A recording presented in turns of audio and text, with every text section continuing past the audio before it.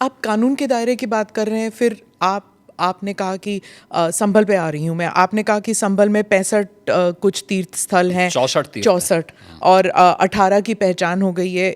योगी जी अब बढ़ गए 54 तक पहुंच गई है। आप कितनी जगह खोदेंगे, कितने मस्जिद? जितने भी होंगे सब ढूंढेंगे,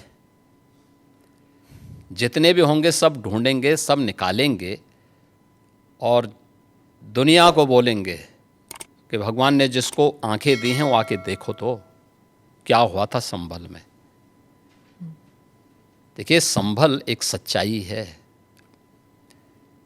और मैं इसलिए नहीं कह रहा हूं भाई आपको उपासना विधि की पूरी छूट है, कहीं भी आप बनाइए, लेकिन आप तो इस्लाम के मुद्दों से ही भटक करके काम किए हैं। पर ये तो बन चुके हैं, अब बन नहीं चुके हैं। इस्लाम कहता है कि किसी भी हिंदू मंदिर या किसी हिंदू घर को तोड़ करके आपके द्वारा बनाई गई कोई भी इबादत गृह ये खुदा को स्वीकार्य नहीं है।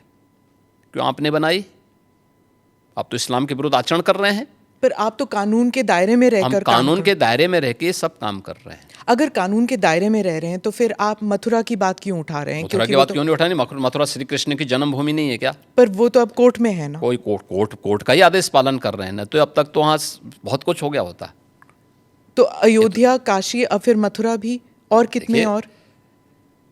आप मुझे बताइए, सनातन हिंदू धर्म के जो महत्वपूर्ण स्थल हैं उन सभी स्थलों को हमारी विरासत के प्रतीक हैं।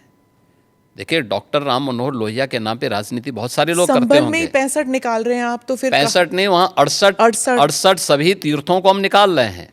54 से अधिक निकल चुके हैं और बाकी सभी को ढूंढ रहे हैं। शास्त्रीय प्रमाण उसके मौजूद हैं, उनको दिखा रहे हैं कहाँ कहाँ हैं। जिसने भी कब्जे किए होंगे उनको एक एक करके सबको निकालेंगे। कितने मस्जिद फिर निकलेंगे? मस्जिद, देखिए सवाल मस्जिद का नहीं है, जितने अतिक्रमण होंगे वो अतिक्रमण हटेंगे।